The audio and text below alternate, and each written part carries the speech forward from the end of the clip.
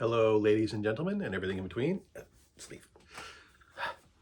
Welcome back to What's on the Playlist today. Today I want to talk about Dr. Hook and the Medicine Show, the album Revisited. This is a compilation album. I don't have any of their other albums, sad to say, at least not yet. Anyway, Dr. Hook and the Medicine Show was a band formed in the late 60s, early 70s. They were popular for about in the late 60s, early to mid 70s. Had a good career spanning about 8 years when they were popular enough to be getting some radio play. Band was formed by three guys. They got the name Dr. Hook. One of the performers, guitarist, singer, occasional percussionist. I think his name was Sawyer. Can't remember. This guy here, which you probably can't see very well, he lost his eye in a car accident a year before the band formed. So he had an eye patch on.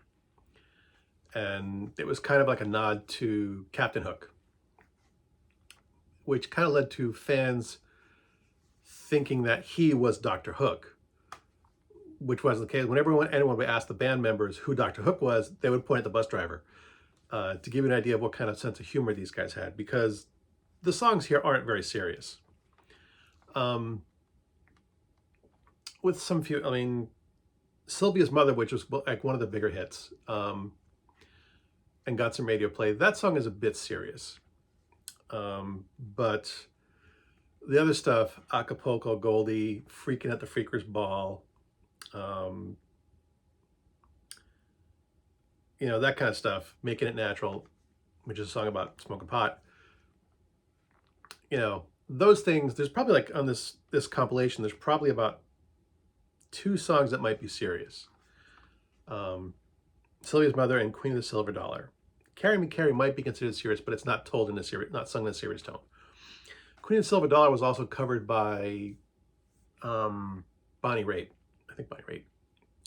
I like her version better. But anyway, we're talking about Dr. Hook and the Medicine Show. They're kind of a country rock band.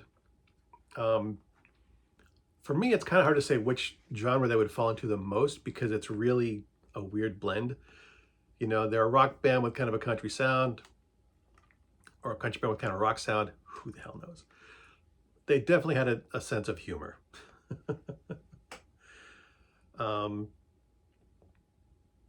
It is an album of its times. I do remember hearing some of these songs on the local radio station.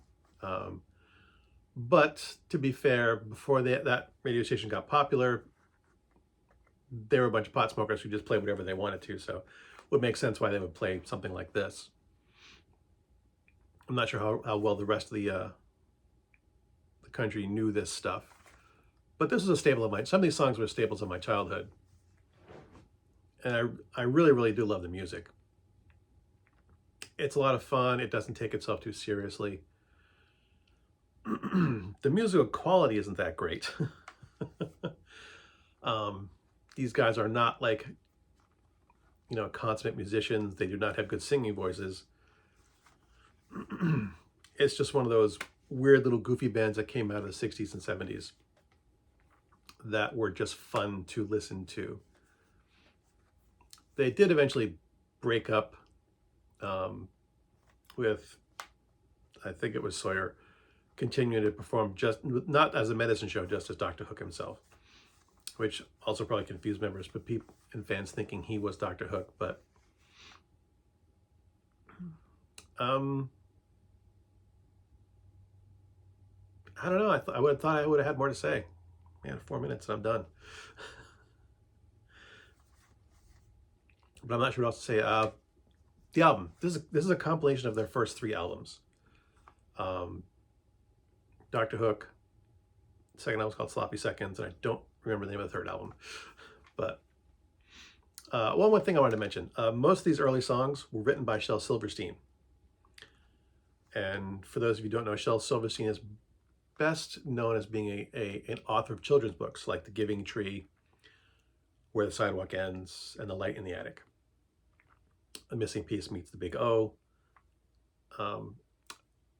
Fewer people know that he wrote songs, and he also used to draw cartoons for Playboy. Shel Silverstein, the children's author, had a very raunchy sense of humor, which comes across in some of these songs. He was also a very heavy pot smoker, which also comes through in some of his songs. He did release some of the stuff on his own eventually, but his early work is well represented with Dr. Hook and the Medicine Show. There, I found something else to say. Add another 60 seconds to my stupid little videos. If this sounds interesting to you, I would highly recommend it. Just because I love it so much, because I think it's fun to listen to. If not, for the cult, it's part of rock history.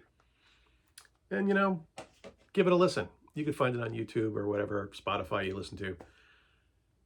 Look up some of the songs I've mentioned. Give it a whirl. As always, thanks for watching. As always, if you like my crap, whatever, watch my other crap. And until next time, good hunting.